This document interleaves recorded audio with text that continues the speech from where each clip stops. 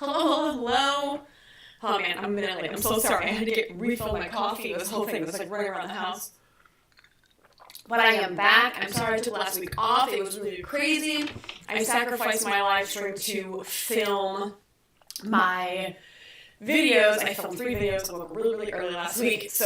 But I'm here, and today we're talking about set mistakes, things to avoid when you're like very new to a film set. Because I mean, I feel kind of bad for everyone who's great and they just jump into it and they're kind of like lost in the sauce and they kind of don't follow the, I don't want to say set etiquette, I guess you would say, because there are certain things you shouldn't do when you are new. So let me know if you are joining me in the chat. Say hello, tell me where you're from, where you're joining me from. I'm happy to find out where everyone's coming from, and if you are back with me this week, I feel so bad that I did not have anyone. I didn't have a live stream last week, and I felt really bad about it. I was like, no one's going to notice. It's going to be fine. And that was like literally the first time when someone was like, are you going to do your live stream tomorrow? And I was like, oh, no. That some people are like looking forward to these live streams, and that makes me so happy. But also it's like, whew, that's a lot of work. And I'm here to do it. I'm here to do it because like working full time and doing these streams and making videos is no joke, because I've definitely made a goal with myself and Beyond Film School, making sure I keep cranking out these videos, because like I want Beyond Film School to be at a certain level, and I don't want it to fall. I don't want it to fall. I have goals I gotta accomplish here. All right. So things to avoid on set. I'm gonna jump to my first one. Talking too much. And I feel with all of these things that I mentioned, that I'm going to mention in this live stream about the set mistakes that you should avoid, a lot of it has to do with talking. And it's kind of weird that is like a main problem, and it's done in different ways.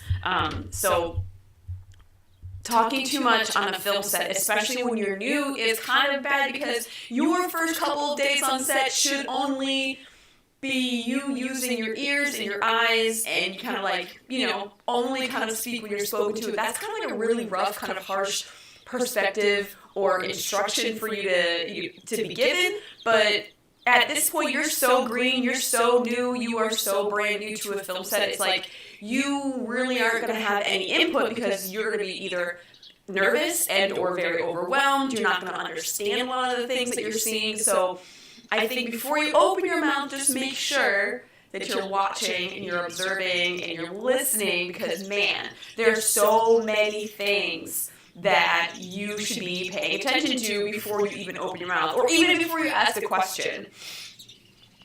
All right, I'm going to see my chat, because my chat is not coming up. I'm going to bring it up. Where is it? Oh, no. Let's see. All right. Okay. Going to the chat here, saying hi, Siddhat. Oh God, Siddhat. Oh God, he's from India. Thank you for joining from India. Norbert, sorry. Hello from Miami. Hello. Excuse me, but your sound has so much echo. Oh, damn it. Okay, the echo. Let's take this down. I'm gonna take this down. Thanks for telling me, because I always have to do.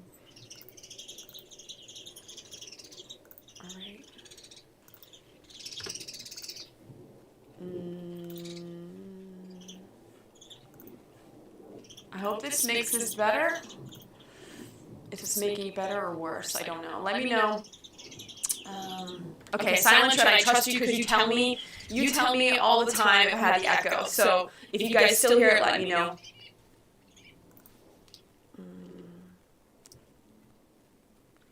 We got Ruben from California. Thanks for joining. We're going to figure out this audio problem. I feel like this audio problem is like horrible. It really bugs me.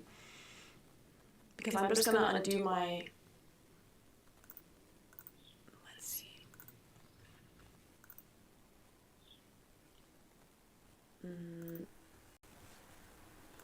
Okay, Silent Shred, it's better. Is it dip? Echo is okay. Okay, so I did something good. I want to turn off this channel, actually.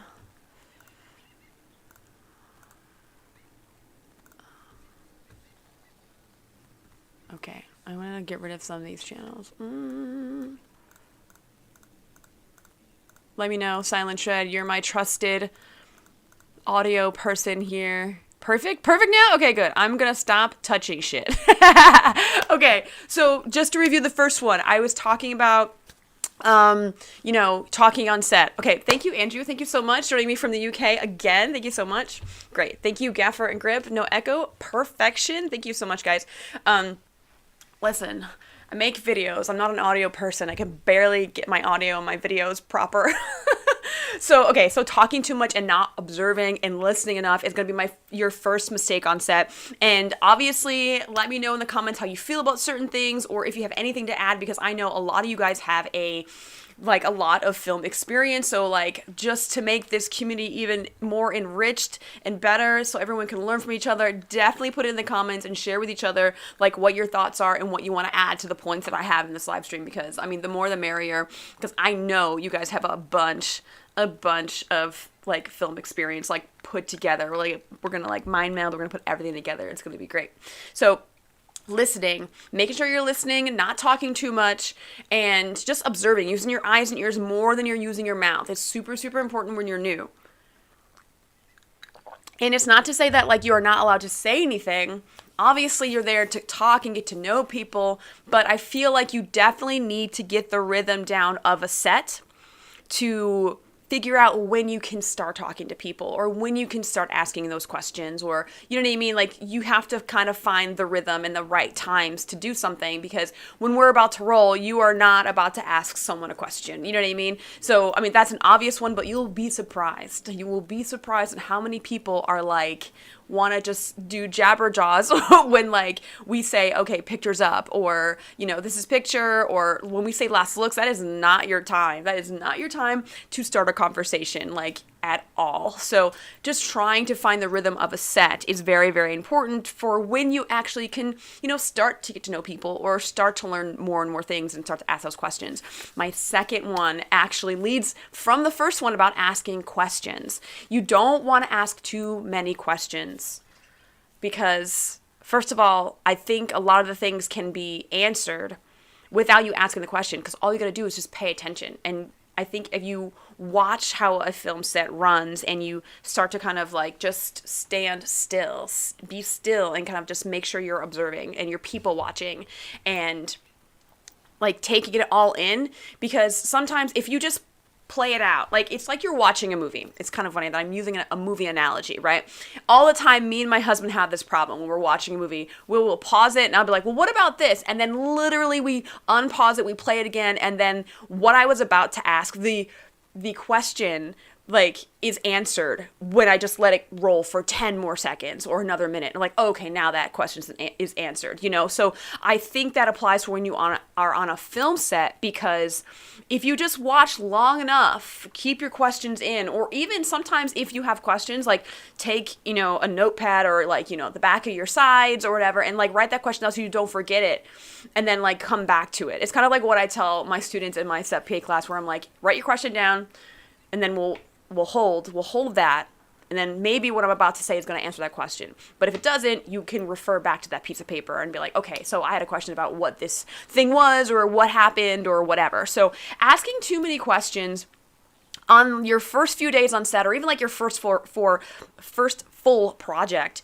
is going to be okay, kind of, you might have obvious questions that could be either watch things happen a little bit longer, or refer to your call sheet.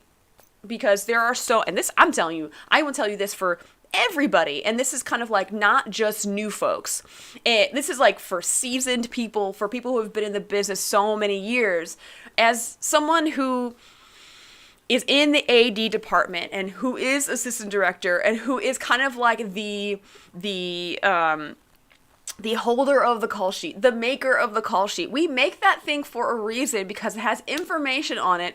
If there are no typos or changes overnight or any crazy mistakes, we make it so people have the information, right, for the day. Your call sheet is going to be the Bible for the day. It is the run through what we're doing, what's going to be had, what elements are going to be added in, what actors we're using, what scene we're shooting. Obviously, all those things can be answered if you just look at your call sheet. And I think that getting into a really, really bad habit when you are new to a set and you're asking questions that you can just be like, you open your call sheet and it's there.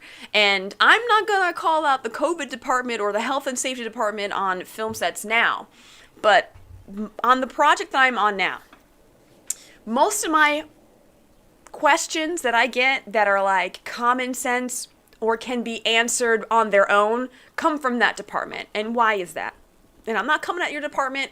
Sorry to anyone who is like health and safety right now or the COVID department, but what happens with the COVID department is that they're hiring people that don't have film experience, right?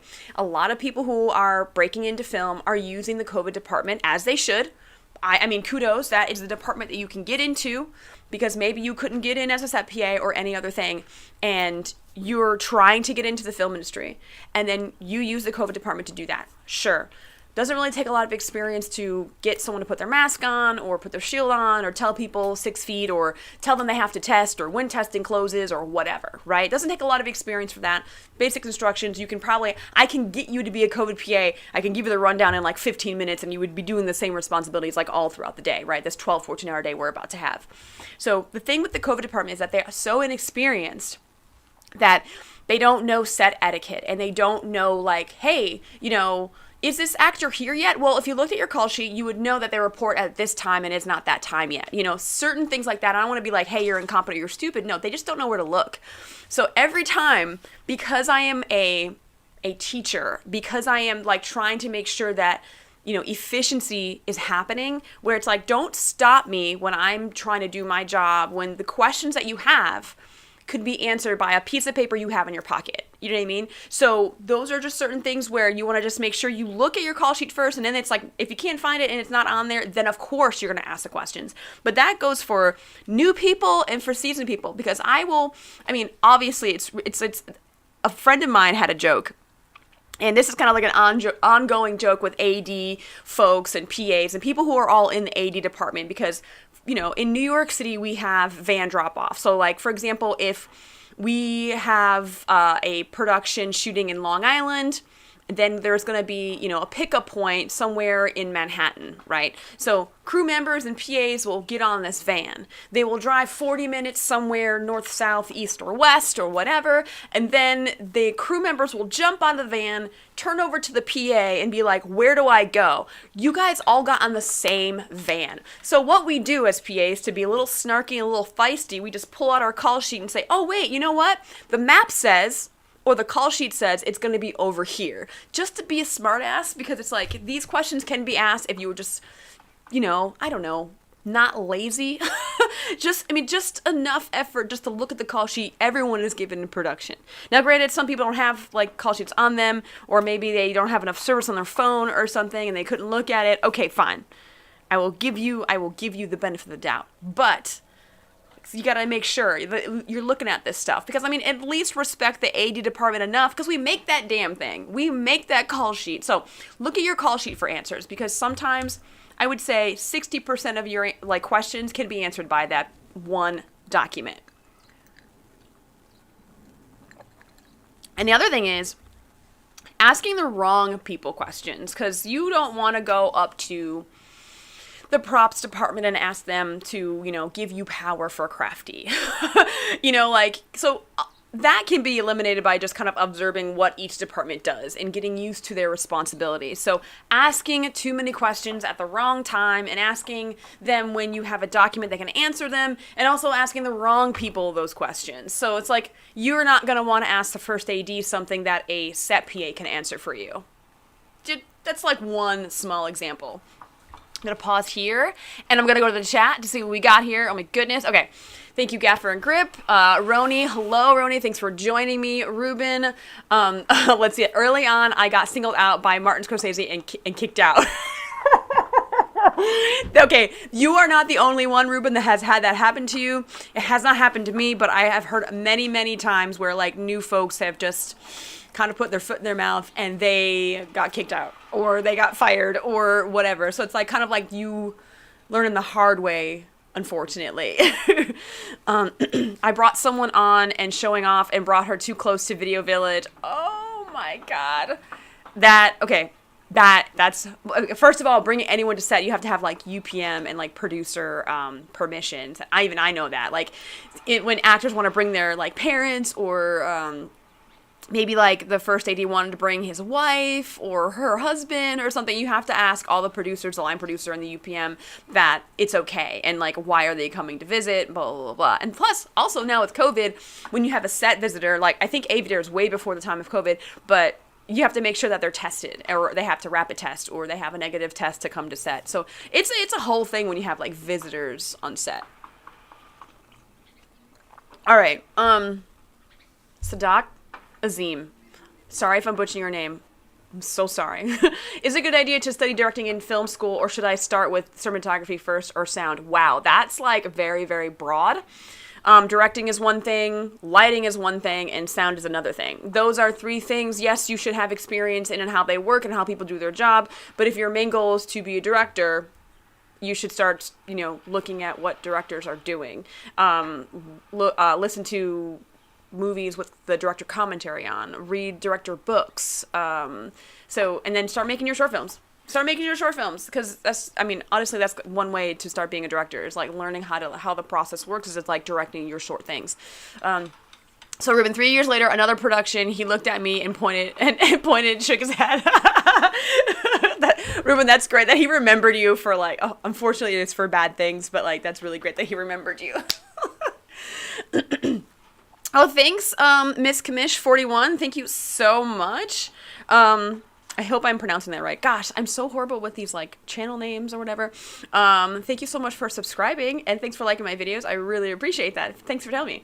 Rone, talk about the Oscars. Come on, I want the drama. Okay, so we will get to the Oscars after I'm done with my points. Rone, I swear we will talk about this, and we will definitely open that for discussion, because I thought about that last week where I was like, I didn't do it, my live stream last week, and I probably should have, but we're going to get to it. We're definitely going to get to it. Okay, so my next point, what mistakes to avoid is touching things.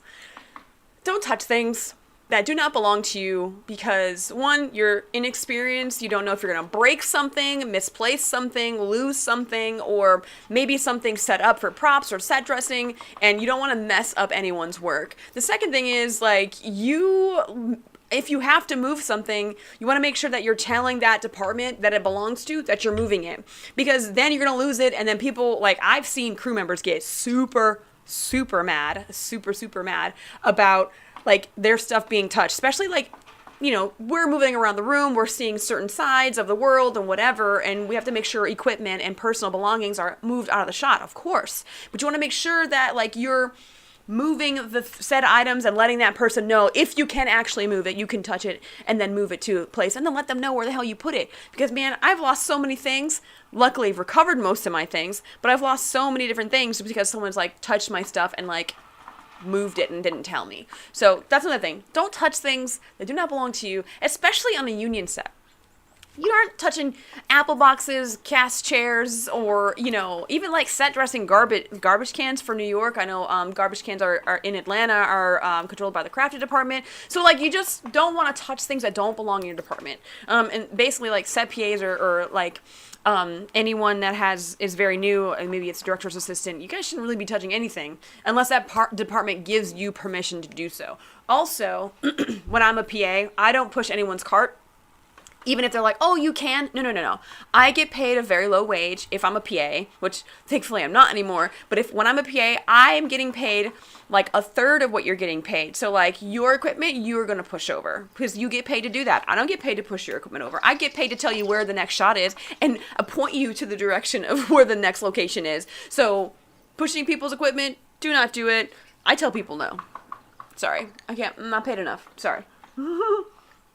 I think a lot of people won't get away with the type of attitude I have on set because I've been there for so long, but, like, I don't get paid enough for that. And I tell all my PAs about, like, not moving people's equipment because you're not in their union and you're not getting paid as much as they are. So just keep that in mind.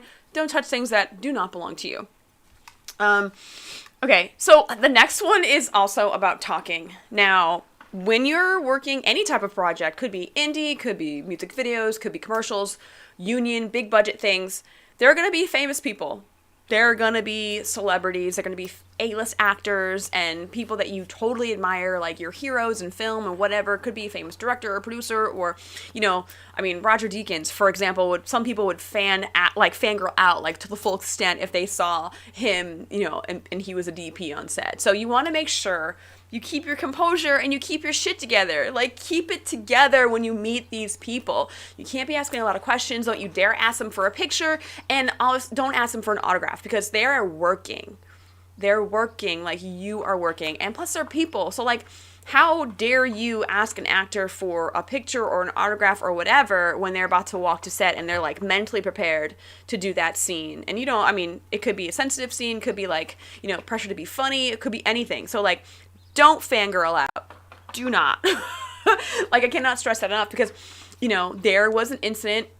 I can't say what show or when this happened, but, very green PA started, like, asking a ton of questions to one of my A-list actors, and we got a complaint. Like, in the moment, they will be polite. But then later on, they're going to call their manager, their agent, or whoever. They're going to call the AD department and be like, so-and-so asked these questions, and, on the way to set, I can't believe this happened, blah, blah, blah. So now that PA is, like, banned from being anywhere near cast because she couldn't control her mouth. So, again, the whole talking thing, it's like, we're not there to bother the actors. We're all there to work, and I think a friend of mine, he always does first team. He's a first team PA all the time. And at the end of the shoot, he gets really close with the actors. When you're a first team PA or when you're, like, a base camp AD, you're always with first team. You're dealing with them all the time. You're with them all day long, like, through the whole day. So you really get close to them, know their habits, know what they need, what they want, what they don't like, what they like. And at the end of the shoot, you get really close. And then usually at the end, when they're about to wrap, when they're, like, done with the season or done with the movie, then that is your time to be like, can I get a picture with you? Because then you have at least formed a bond, a relationship with that person. And my friend who does that, like, he gets a picture with all his little famous buddies all the time. But he's already, like, he's established a relationship with them. There's a big difference between, like being starstruck when you first see these actors, you know what I mean? So just make sure you get it together. You hold it together when you see these people. And the movie the series that I'm on now, I've been, nervous to work with some of these big, like, legendary actors who've been in the business for 20, 30 years. And I'm just like, oh my God, I remember when they did this movie and I was growing up and I was like, and I'm thinking about these actors, like, being, maybe they might be a diva. I don't want to meet my heroes, but then at the end of the day, I have to make sure my job gets done. So nerves, put that aside and be like, okay, I need you in the chair. I need you to get into hair. Like, sometimes my nerves before I meet them, they'll be like high anxiety, like, oh God, I'm about to meet this crazy famous actor, but then, like, they're people. They're people too. So nerves and making sure you're not, like, bombarding them with, like, being a fangirl or a groupie or whatever. So just keep that in mind. The whole talking thing. Again, the talking thing. So the next one deals, again, with your mouth. I don't know what reason, please tell me what you feel about this. And it happens in all my years of being in film and having film experience. I've done it for almost like 15 years or something like that. And all my things.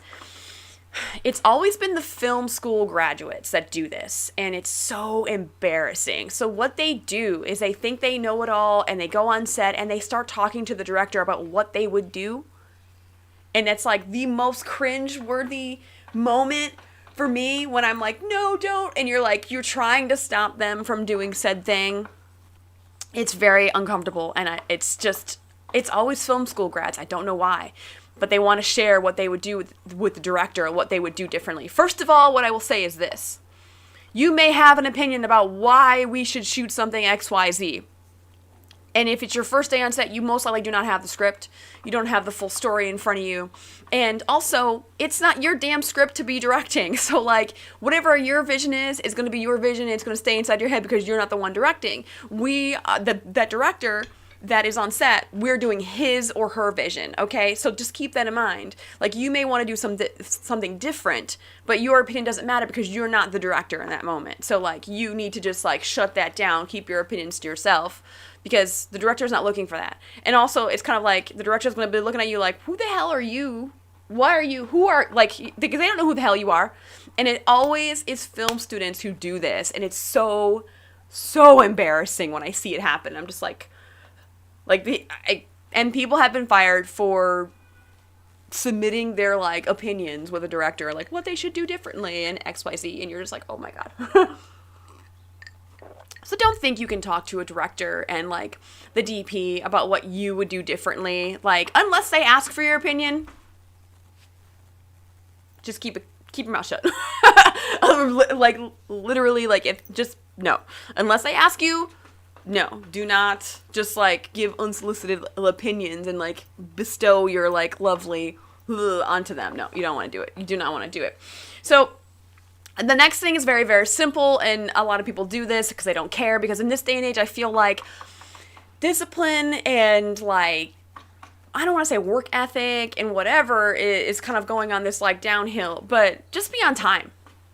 And this goes for, like, people who are PAs or makeup artists or directors, whatever your position you're doing, if it's your first day or not, whatever, know that, like, you showing up late affects the whole production, because those times that you're given are given for a reason. Someone has mapped out those times, and that's the time that you're given to start working. And you may think you know better, but there's like 15 people that were like, these times need to be this for this reason, okay?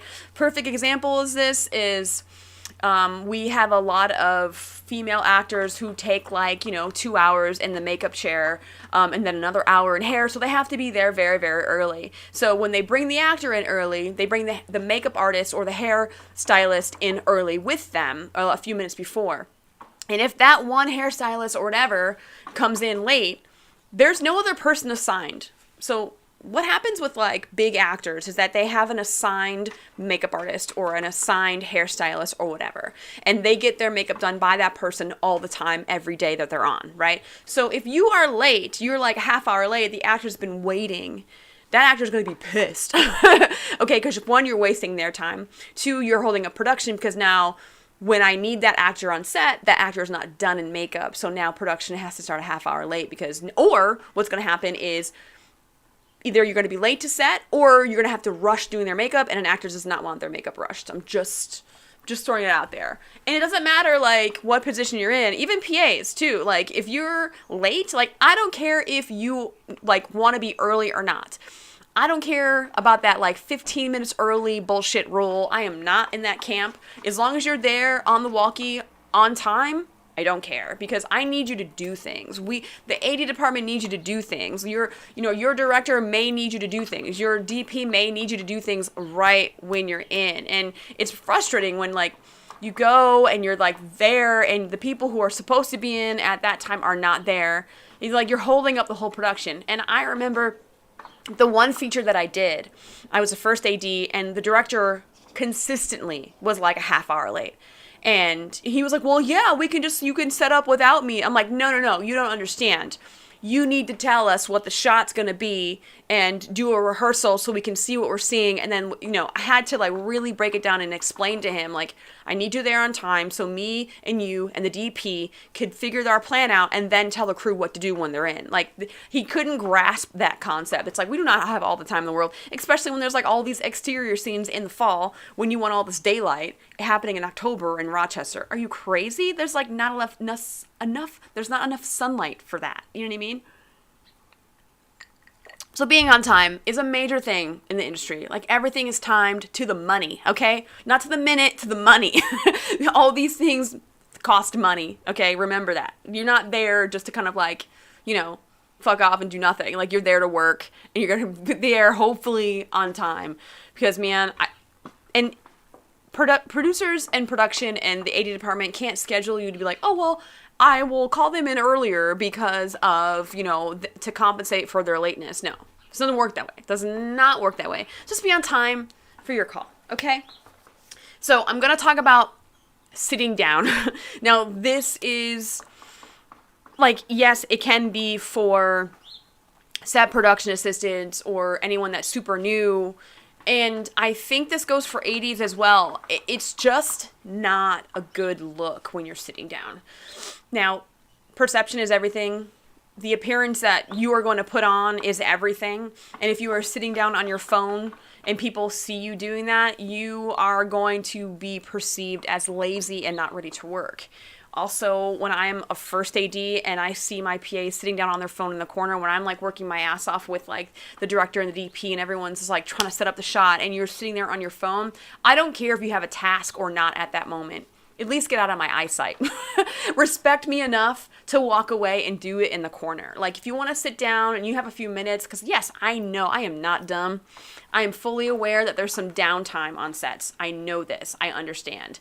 But do it away where I can't see you. You know what I mean? And I always tell my set PA trainees about this all the time. It's like, I believe that people should sit down and they should rest when they need to rest because we are not machines. We are not robots. We need to rest. And there's like, it really does do a number on me when I'm standing for 14, 16 hours straight. So of course, if I have a moment to sit in a corner somewhere, I don't want anyone seeing me as a first sitting down on set.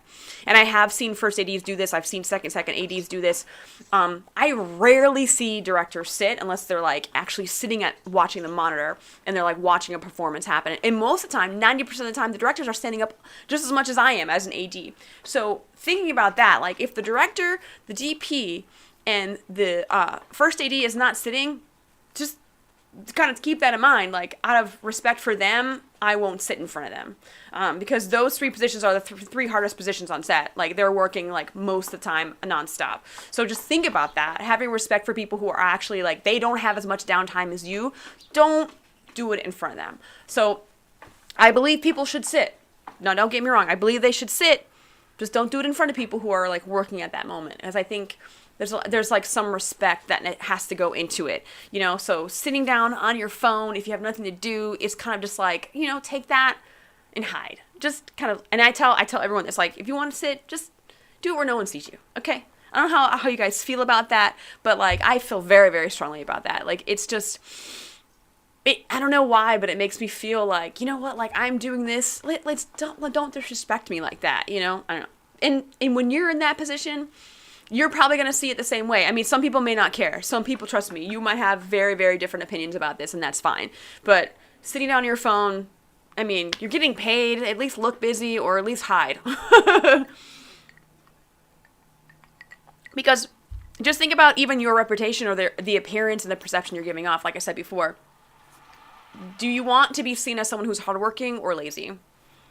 Do you want that next gig or not? Because no one hires lazy people. No one hires lazy people, okay? No one hires lazy people. Just keep that in mind. So one of the last things I'm going to get to about mistakes to avoid is thinking you know it all.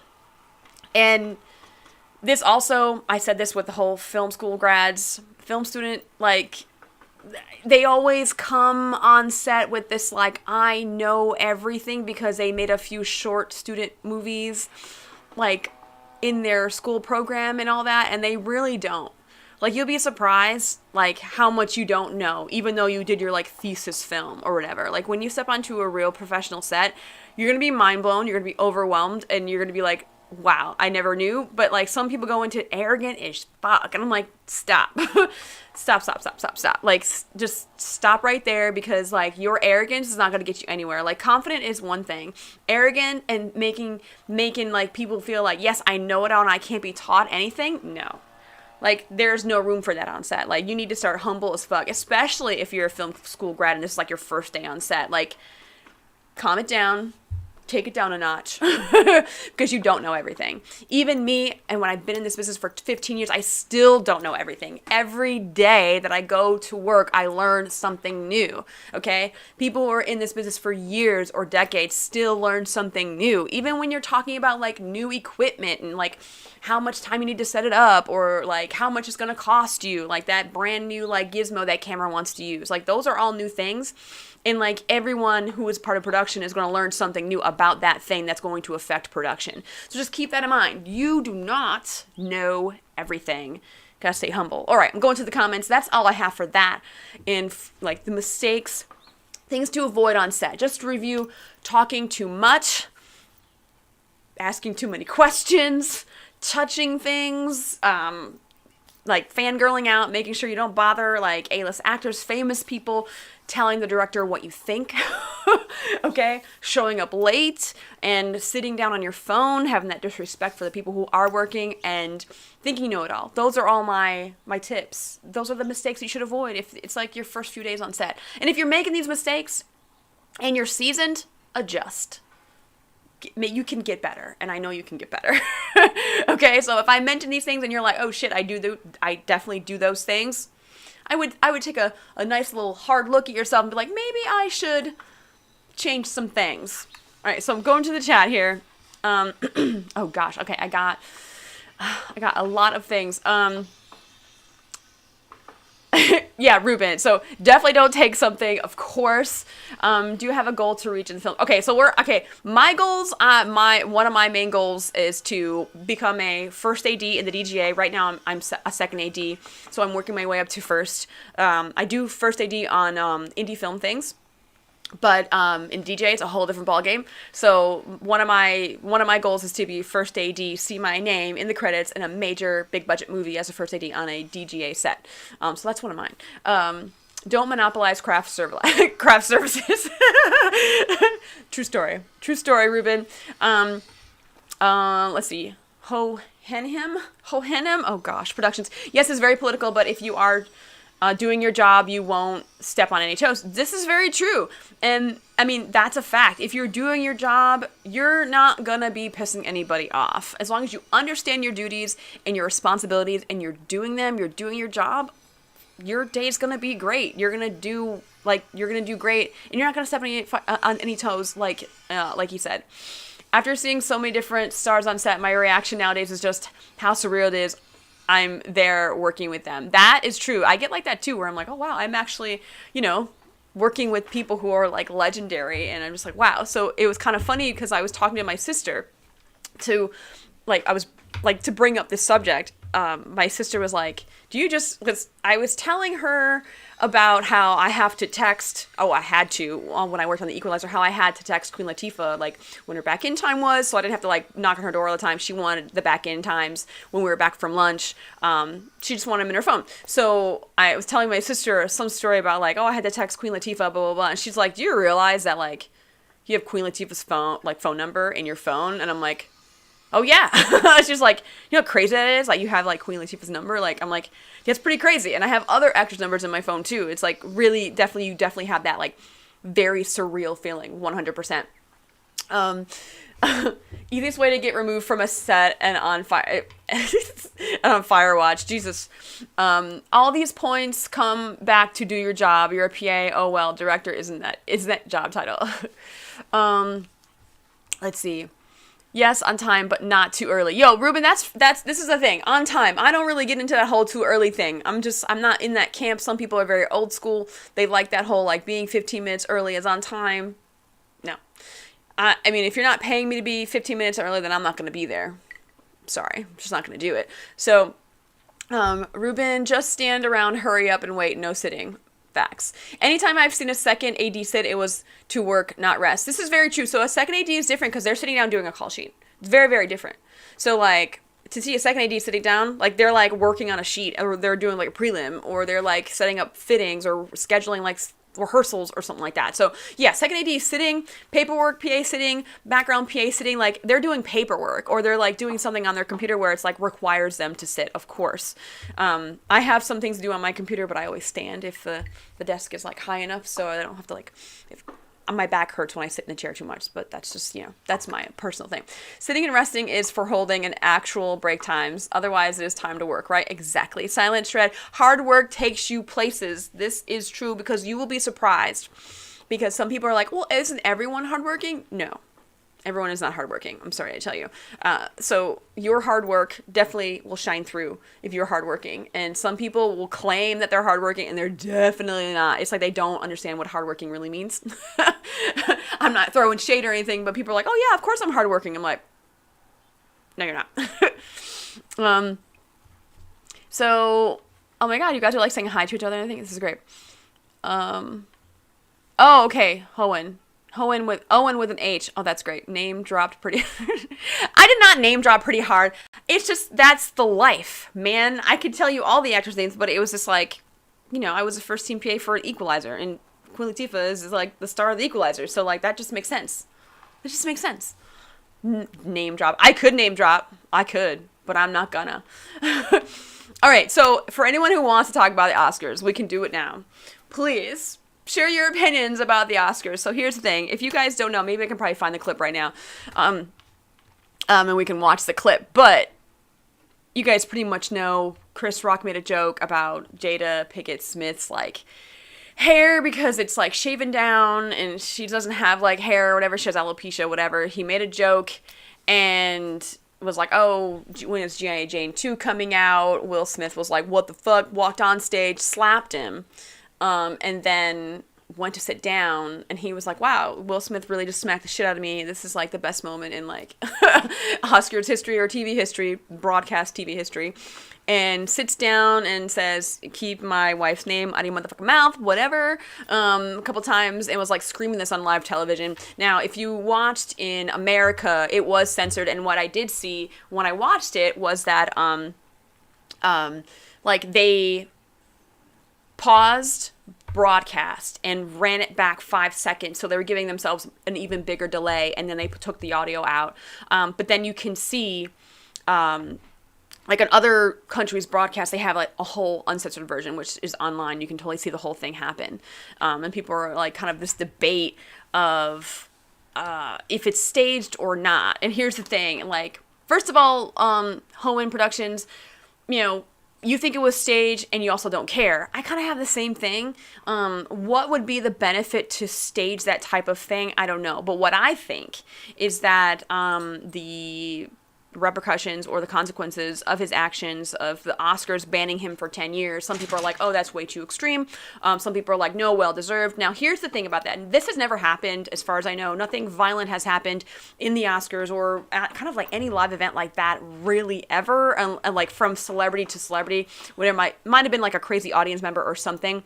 But for a celebrity to go on stage and do that is kind of like, has never happened. And it's kind of like, kind of messed up, I think, and it sets a precedent for allowing people to do that, where, like, because I'm sorry, like, the general population of planet Earth is fucking dumb, okay? Not everyone is like, oh, yes, I know not to do that. Well, the thing is that, like, Will Smith is a very highly influential person, right, if you think about it, and if you see one of your idols go and do that, something in your brain, either like consciously or subconsciously or whatever, is going to be like, it's okay for me to do that. If I'm offended, I have a right to stand up for my family, stand up and do and protect, and I will do whatever it takes to make sure that that person is not allowed to say X, Y, and Z.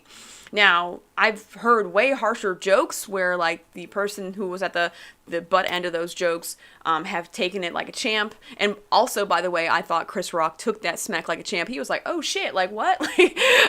So I thought that his restraint was kind of great, because he definitely could have reacted and could have kind of gotten to this, like, all-out fight. It didn't. Also, I kind of think he was kind of shocked when it happened too.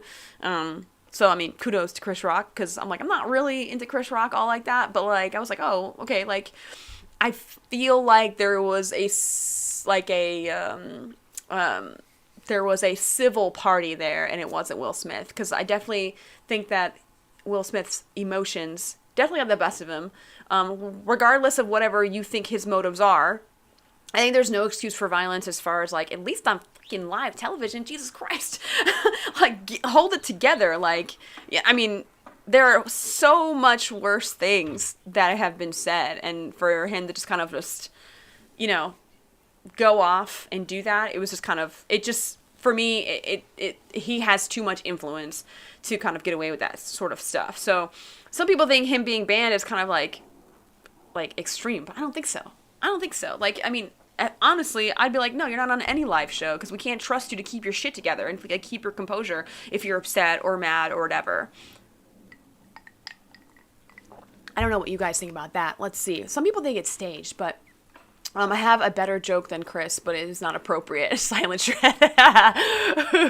Like, there was there's like a soundbite of Ricky Gervais saying like, I would have talked about the fact that she has like side boyfriends and stuff, which would totally kind of humiliate like Will Smith. I mean, there's like other things that could have been said that would have been way harsher, like 100% way harsher.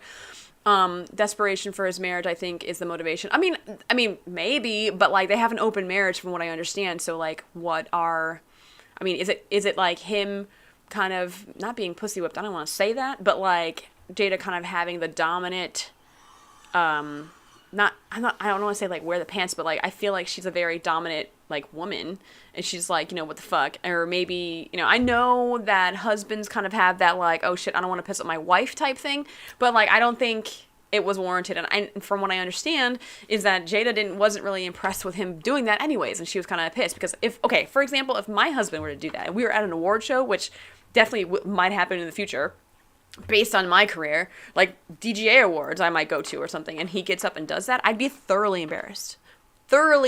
Like, I can't believe he did that. I don't know this person.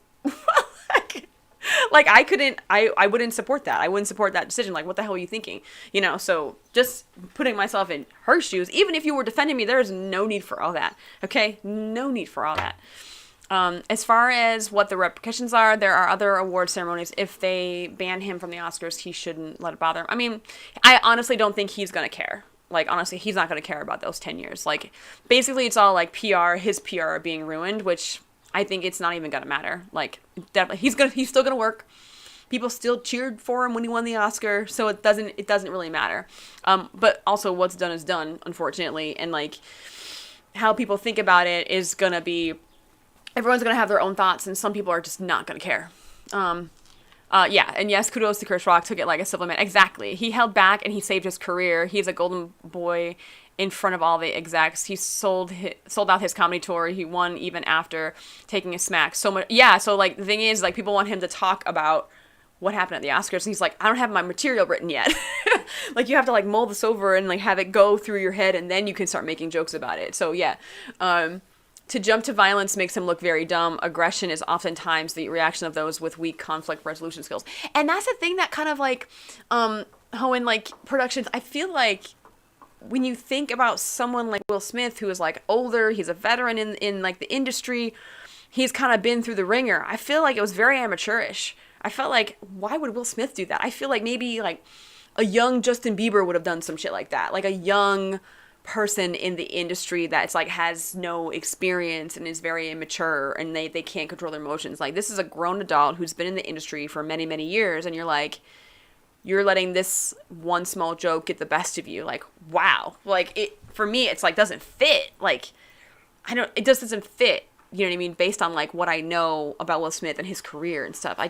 He's been through so much adversity. He's like made it, and he's been very, very successful. But like, what? Like, I think it's crazy that someone like him, someone of his stature and experience in this world, in this industry, is like going to do something like that. Yeah, desperation sticks. It's heavy. I think that's where Will is. Keeping up with August in the bedroom would be tough for most. Oh my God. Yo, what for Justin Bieber? I had to, not caring. I'm awfully opinionated. Or if Kanye did that, we wouldn't bat an eye. Like, yeah, that's Kanye, but it doesn't feel like Will. Exactly.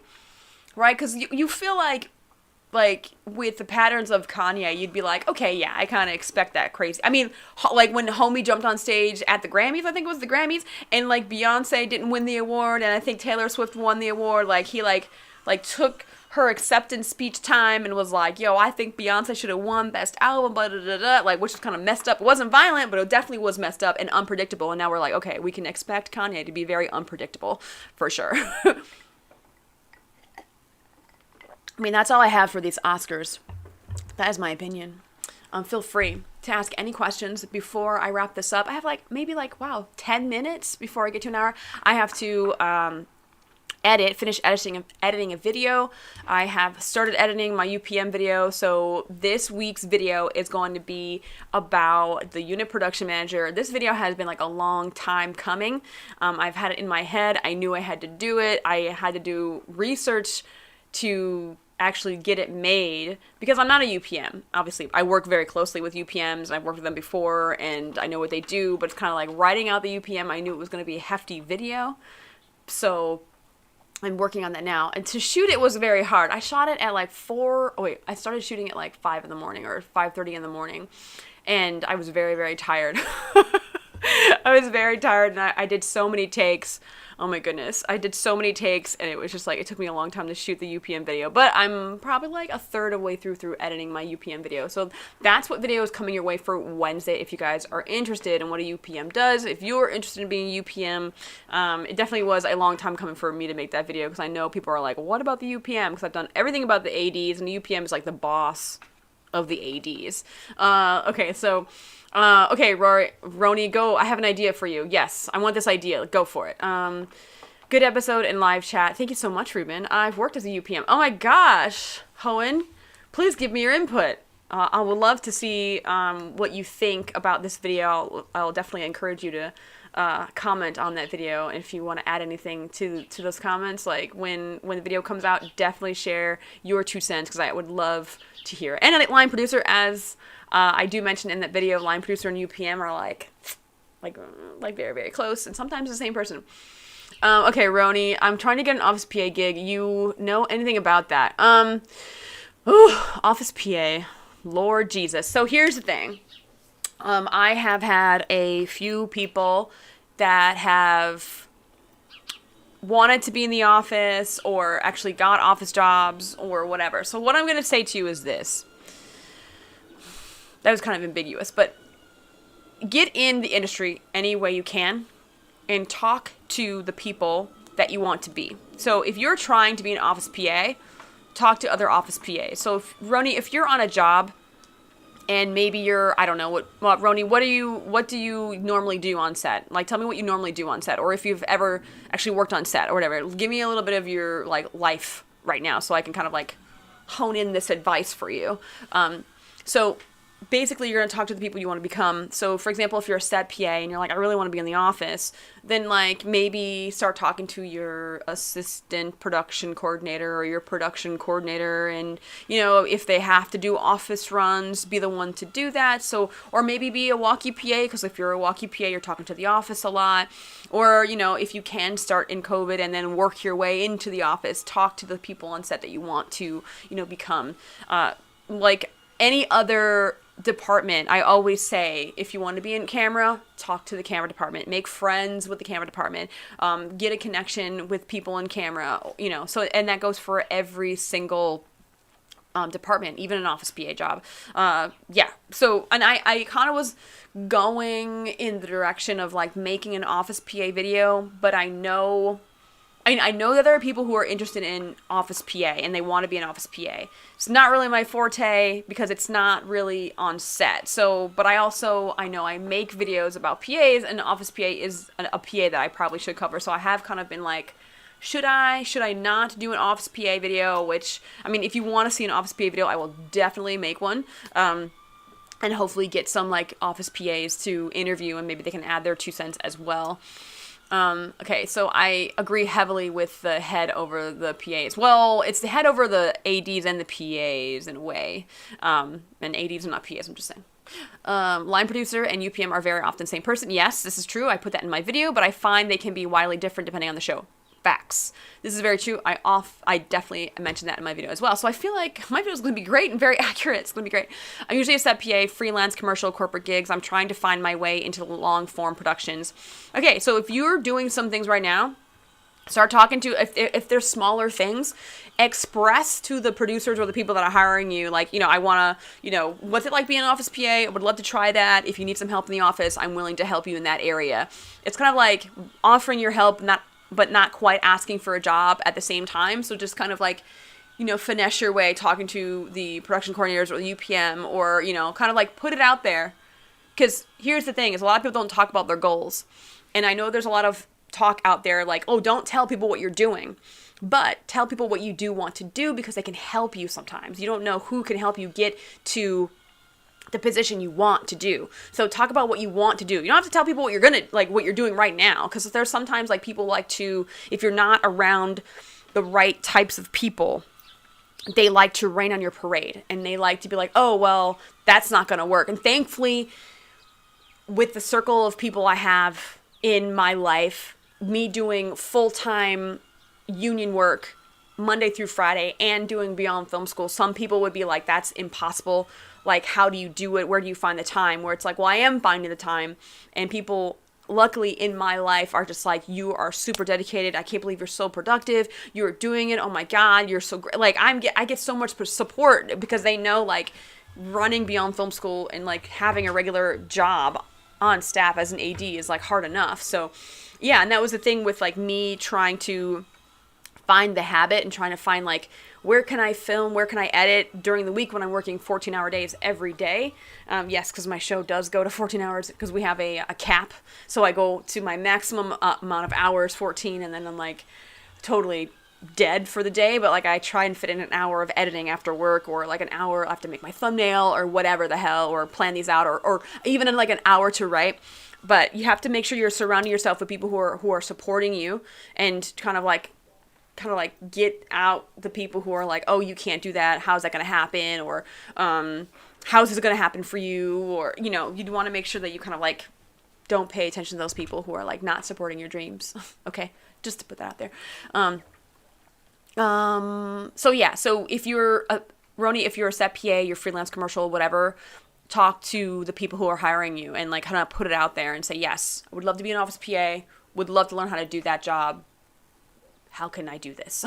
What about people who are seasoned in age and want to get into the industry? Any advice? Okay, Miss Commish 41, I will tell you right now that I had kind of a late start for myself, because I went to college, I think, for an extra year, because I did study abroad. I studied abroad, then I transferred school, so that added like a couple of semesters to my time. So I got out of college late, and then I like did the whole cruise ship thing for a few years, so I didn't really kind of get into the industry until like a little later. I didn't start at like 22 or like 18 like some people do. I would say don't even worry about your age. That is not a factor. Like one of my first team PAs, she's like 40.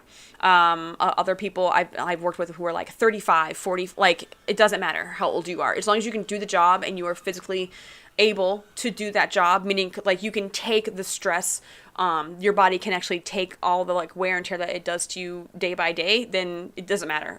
Age is not a factor. Also, in my resume workshop, I don't have one coming up in the future, but I do address this in my resume workshop replay that anyone you can get if you want. It's on my website, beyondflipschool.com, if you are looking. But I mentioned in that about how I avoid dates on my resume.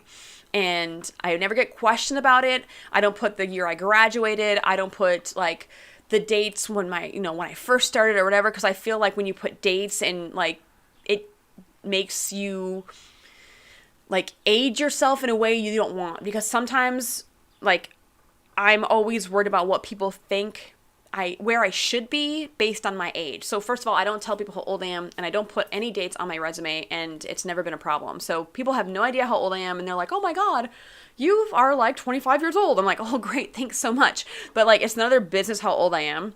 Because if you're talking about your age, you don't need to be. No one needs to know how old you are. No one needs to know like what day or what year you graduated college or high school or whatever. Just avoid those dates so you don't age yourself. There's nothing wrong with like not wanting to do it. The only people who know how old I am are the COVID people, because I have to say my date of birth every time I take a test.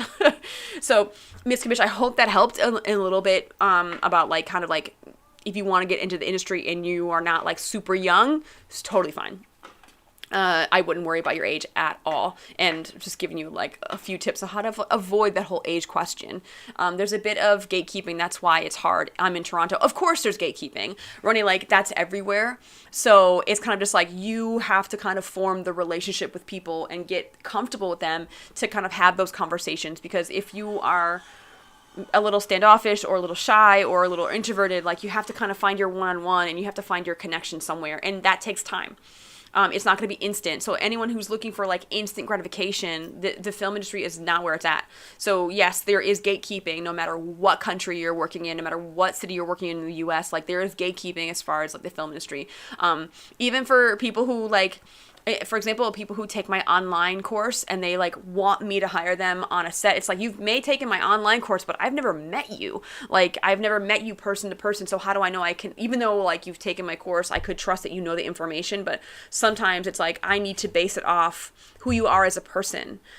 Especially if you don't have any experience whatsoever, you know, so it's like, I need to meet this person in order to hire them, or, you know, like get to know a person before I hire them. 'Cause I mean, that's at least how I am. I don't hire people who I just don't know, or even if people who are recommended to me, no. Like, I'm like, I still need to kind of gauge who they are as a person, because sometimes people might recommend someone to me that I just don't mesh with, and no. So that's why I have my Set PA class, because I like getting to know the people in my class, and then I can hire them because I already know them.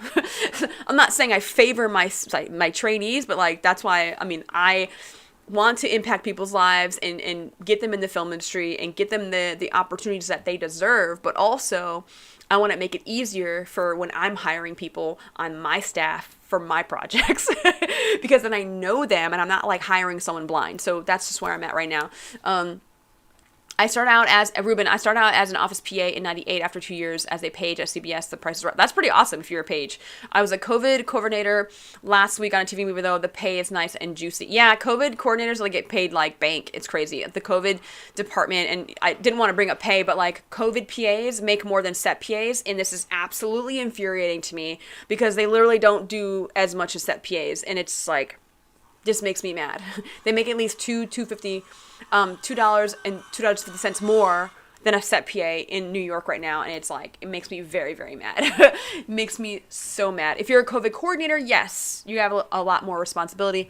That type of pay makes sense to me. So same advice, but oftentimes your life experience can also help bolster relatable skills. Hohen Productions, that is a fact, because this is what, I'm so glad you brought that up. That is great, because I find when I hire older folks as my set PAs, they catch on more quickly. They know how to talk to people better. They have that life experience where they're just more mature and people trust them more. So that is totally a fact. I'm so glad you brought that up, because that is something that to keep in mind. Like, your life experience goes a long way when it comes to like stepping on set as a set PA, because like oftentimes, like when you're a set PA, you start as like someone who might be young 20s versus someone who's like mid 30s starting as set PA. Like, the confidence is different, right? When you're early 20s, you don't exactly know who you are yet. You're growing as a person, you're changing and getting to know who you are as a person. But when you're like mid 30s, like, you figured all that out, right? You figured out who you are, you're more mature, you've like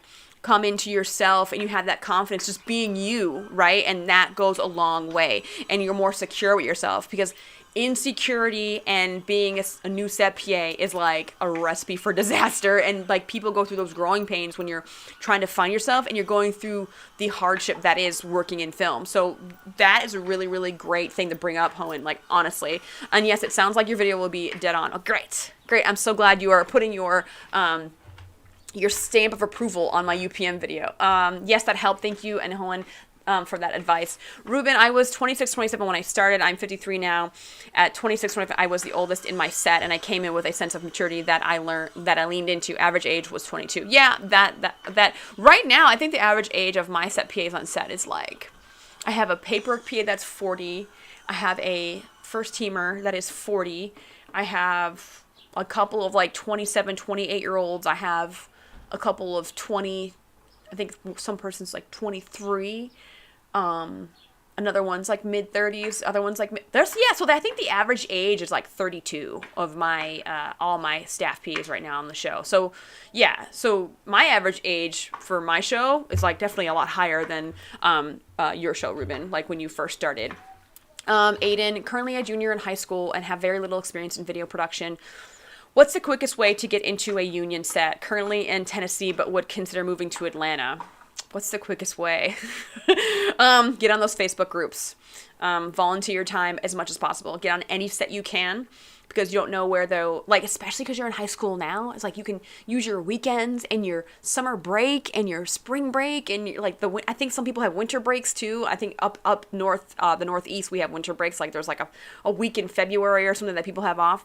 So like get on anything you can. No project is too small. I don't care if it's like a director, someone with a camera, and an actor, and you're a set PA. Like there's 4 people on the crew. Like you know that anything could happen from that small project. So just like know that those small things could go anywhere. So work on literally anything right now. Commercials, music videos. Not a lot of stuff shoots in Tennessee. I don't know exactly where you are in Tennessee, because I actually have a trainee who I work with often, Taisha. She was in my live stream 3 weeks ago. She's from Tennessee. So she was like, there's some stuff there, but not a lot. And then she tried to transition into Atlanta, and that's where we worked on our first movie together when I brought her on to Jerry Martical Large in Atlanta. She wanted to stay in Atlanta, but she was like, no, I think New York is where it's at. So Atlanta does have a lot of work, but get on any possible production you can, and Facebook groups, all the websites, Staff Me Up, Stage 32 has some jobs, Mandy.com does have jobs, but I'm mad at them because they charge people. Backstage also has a section for crew members looking for work too, which me and Backstage are like, we're kind of like partners, we're friends, so like I definitely recommend getting your crew profile on Backstage.com, because they definitely have crew jobs list postings now. So definitely Backstage. The Available app has different job postings. You can upload your resume to Available app and then like go into certain groups and say that you're available, apply for certain jobs. And also Crew Me Up app. Like definitely use those apps and those websites and Facebook groups. Search film production, and whatever city you're in, there's going to be a Facebook group for it, like 100%. So all of those, definitely look into all that. And that was a lot. So in the replay, just rewind and get all that stuff that I just said. Roni, doesn't make any sense. It's a cheat code. Yeah. Roni, you're saying like get into COVID, guys. It's not bad at all. Some people, I honestly couldn't do what the COVID department does. I just, maybe because I'm always like very, I don't want to say mean to the COVID department, but I'm always like, like the COVID coordinators though, I'm a little bit more like, okay, you're on my level. I understand what you're going through with these like very green PAs that you have working underneath you, and they're going through a lot of stress. So I get it. Ruben Elena is good. However, due to COVID-19, we were in LA are seeing a need once more. Oh, really? Interesting. Yeah, I don't know what the climate, the COVID climate is like in Atlanta or in LA right now. Roni, would you recommend reaching out to second ADs about your availability to get your foot in the door? Is it overstepping? Yes. Whew, yes. Here's the thing. There are some second ADs. Okay. What I will say about the second AD. If you don't know what a second AD does, definitely look at that video that I posted on it, because they're like a very, very, very, very, very important piece of the production puzzle, and they are very, very stressed, and they're probably more stressed sometimes than the first AD or the second. It's kind of, in a weird way, they are like put through the ringer a little bit more than other ADs. So I would kind of tread lightly with the second ADs.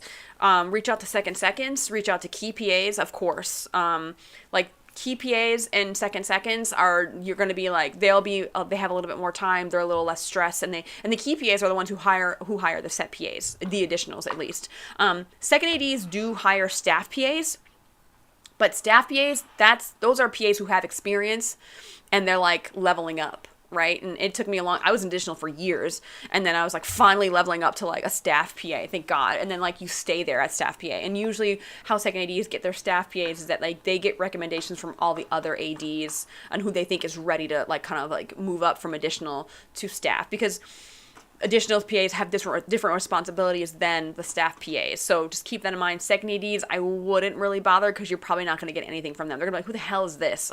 So like unsolicited type stuff, like you might get a bite here and there, but it's going to take a lot of emailing or DMing or whatever. So definitely like look into key PAs and second ADs.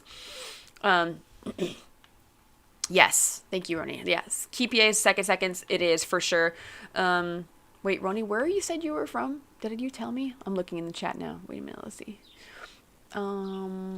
Wait, you're in Toronto. Right. So Toronto with Canada, I would reach out to, oh no, she's in Vancouver, so that's not going to work out. Toronto and Vancouver are like fucking different sides of the country, so that's not going to work out. Ruben, second AD positions are they're rare, of course. And also they get hired by the first, and usually the first AD always has their like go-to second AD.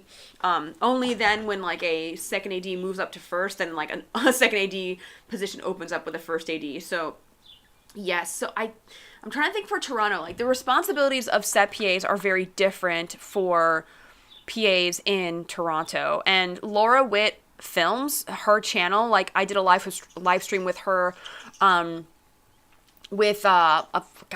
year or so ago, but I definitely support Laura Witt Films because she is a key PA on Canadian productions in Vancouver. So watch her channel and she probably give you like so much advice. I'm gonna put her thing in the chat. Laura Witt, Lauren,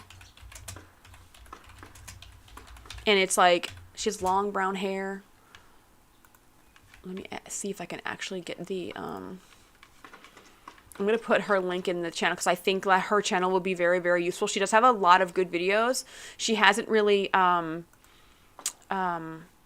posted in a bit because I know she's kind of like, not behind, but like I know she's working full time in film, and I know that she does have definitely reach out to her on her Instagram. Let me actually see if I can find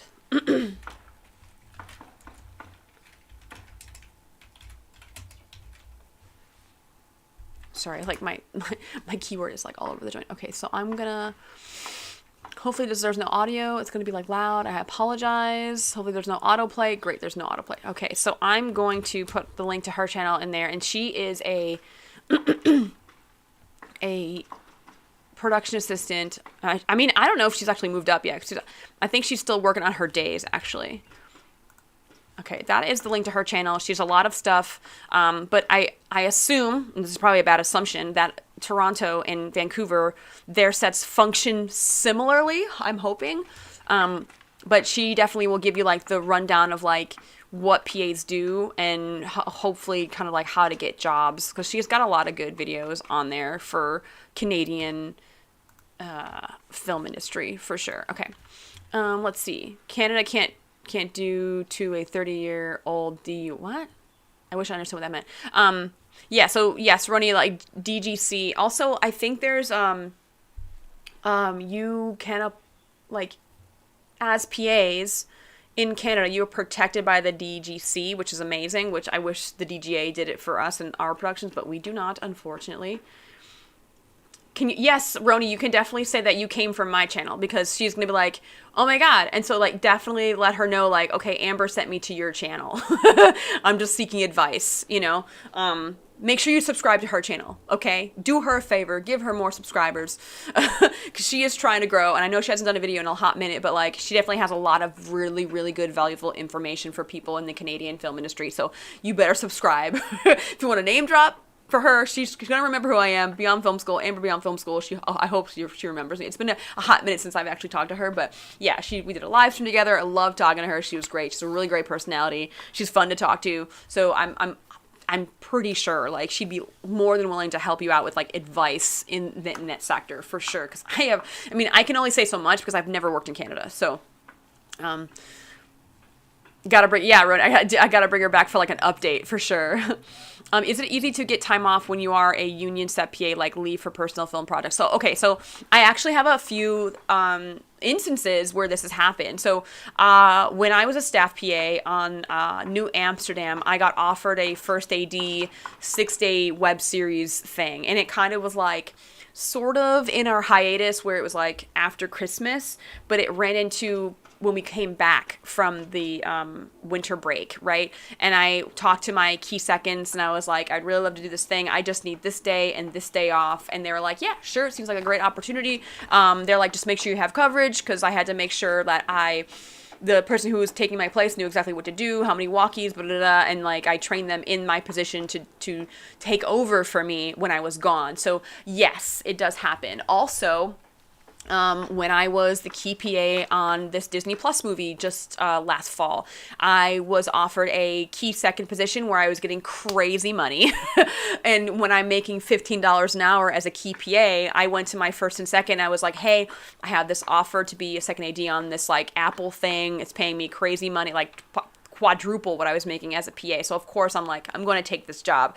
And they were like, who would you want to cover you? And I was like, oh, this PA definitely would do a great job. And then we talked about who would cover me. And then I would say, I will give you an additional PA to kind of like, because usually what happens when that like when someone's covering for someone else, like we'll take from the staff, we'll bump them up to that position. And then like we'll have to hire another additional PA to kind of fill that slot that, this person was bumped up into. So it just takes like, giving them enough time and then making sure that someone's covering you and that the ADs who are running that team are approving of that, person who's covering. Because a key PA or like first team runner, background runner, like those are kind of very involved positions and they're very important responsibilities for those PAs. So you can't just throw anyone into those spots. So you have to kind of be like, hey, this person can fill in for me. How do you feel about this person? Whoever the person might be. So yes, it does happen. I just make sure I give them enough time, enough warning, and they have someone to, be in that spot. I'm not leaving them in a stressful position of being like, oh shit, now we have to find coverage for Amber, so just keep that in mind, making sure you're kind of giving them enough warning and giving them someone that that can actually do your position. So yes, I have left for like personal things. I don't do it often because I only use it when I really, really need to, or if it's a really good position where it's either like something I can use for my DGA book or when it was like way, way, way more pay. And if you have understanding ADs, they know you get paid shit and they get paid a ton of money. And like they have to understand if I'm presented with, an AD opportunity where I'm getting a lot more money just for like a day here or a day there, like they gotta be like understanding because I gotta pay rent, you know what I mean? So it just takes like, I guess, because some ADs are just like, no, but also like you gotta live your life, you gotta make those choices because sometimes people are like, oh, I don't want to rock the boat, but you gotta do what's best for you, like that. I mean, that extra $2,100 I made off this project because I took like, I think 2 days off. I was like, that was like 2 weeks of PA pay, you know what I mean? And I made that in 3 days.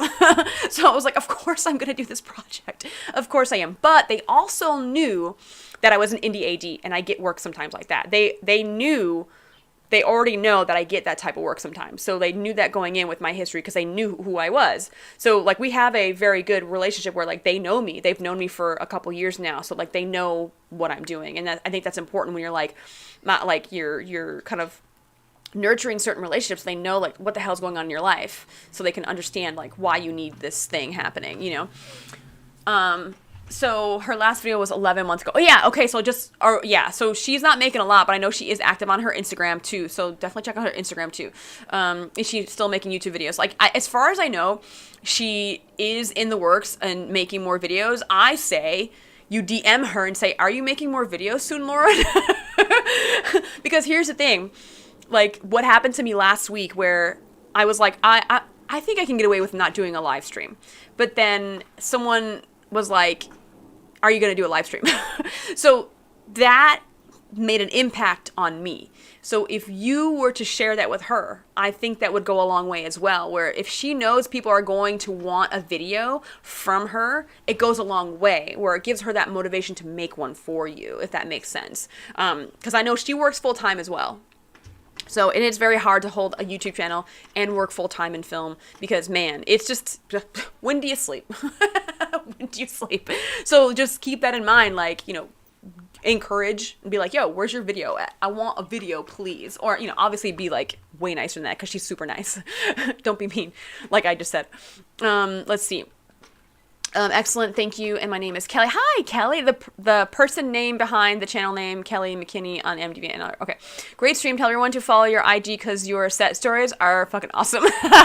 Yes, okay, so if you guys want to find me on Instagram, I am at Beyond Film School. Definitely follow me on Instagram. Thank you, Ronnie, for bringing that up because I definitely hate self-plugging promotion, but Roni is telling you first that my Instagram stories are funny. I usually start with a good morning, but then you know, sometimes I'm like, ugh, too tired or something. But I definitely give you some of the inside look to what's happening. Right now I'm a base camp AD, so a lot of the stuff that I have is happening at base camp where all the actors are at, or like when we're trying to get first team ready or whatever. But yes, follow me on Instagram. Yeah, I'm approaching 1,000 followers. I don't have a lot of followers on Instagram. And people are saying it's because I don't make reels, so I'm trying to make more reels. But I would love more followers on Instagram because, like, I love bringing the stories to you because then you're going to see what I do on set all day or, you know, whatever. So I am going to wrap this up. If there's any last minute questions, please let me know. I will get them in. But if not, I'm going to take a few drinks of water, give you some time to think about it. Well, I definitely got to get to finishing my video. I'm hoping to finish my video edit in the next couple hours. And I do have a collaboration coming, and it's really great. I'm going to be, I think his channel name is Global Vid. He talks about distribution, and I know someone talking about film contracts, and he is very knowledgeable in streaming, and I think that is going to be a good collaboration to have him on my channel. He is a smaller channel, but I definitely think that he is going to be blowing up. I'm 20 minutes over. I can make my live streams as long as I want, but this is true. I'm supposed to end this at 2, but we got into the Oscars, we got into certain questions, and I'm here to answer your questions. This is what I'm here for. But I do have a collab coming, and I have a collab coming with a couple of things. Also, my Set PA class has sold out for July, and if you want to be a Set PA trainee, you can put your deposit down and be waitlisted. But if I get more than 7 people waitlisted, I'm just going to add another summer class a couple weeks later.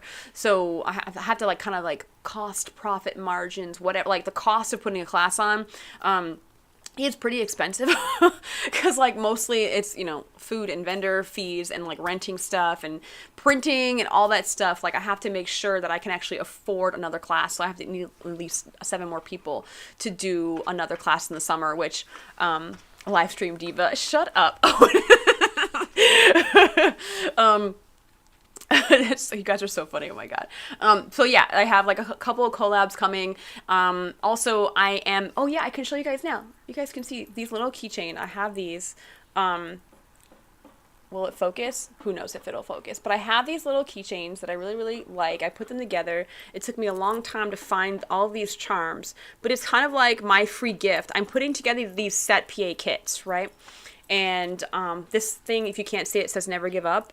Never give up, and the other one is live your dream. And I just love this as your little film inspo, because I feel like sometimes when you work in film, you just really just kind of get back to why you got into this. So these little guys, these are going to be a free gift in my Set PA kit. So my Set PA kits are going to be available soon. I have all the stuff. I just have to get my my photo and my info card into the Set PA kits. But in the Set PA kits, I have a book from Daniel Scarpati about being a Set PA, has all great advice about being a Set PA, a knife, there's a light, there's a headlamp, there is all the types of pens you're going to be using, which are not your regular pen.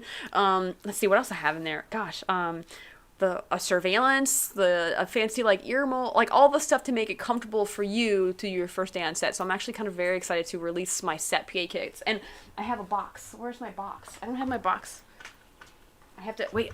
Wait. I can't find my print, but I have special made box. I can't find it. Oh wait, there it is. Okay. I'm really proud of this box. I made customized boxes and I'm very proud of them. But in it is going to be all the goodies. It's not full now because I have to put them together. But I'm very excited to release my Set PA kits soon. They'll be available on my website, and it's going to be limited to I think maybe I'm only going to make 15 of them. So I'm not going to make a lot. It'll be limited for when you do your first days on set, and I'll ship them anywhere. And shipping will be included, so I'm pretty excited about putting these finally together. I'll probably put them together and release it maybe next week or the following week. I'm hoping before summer to actually kind of get it out there. So, Ronnie, oh my God, you already running the show. Oh my goodness. Did I put that in my last video? Yes, I did put that in my last video. Yes, running the show, definitely worth reading. Yeah, Set PA kits, and this is like my free gift for anyone who buys my little Set PA kit. I'm sorry. There's like a film reel one, and there's like a film camera one. Also, I will have these available to buy separately too if people want them. Yeah, Set PA kits. I have like the little keychain guy. I have, I'm going to be announcing like, I think, my next resume workshop class. I haven't put the date yet because I'm like, I'll leave that for a little while.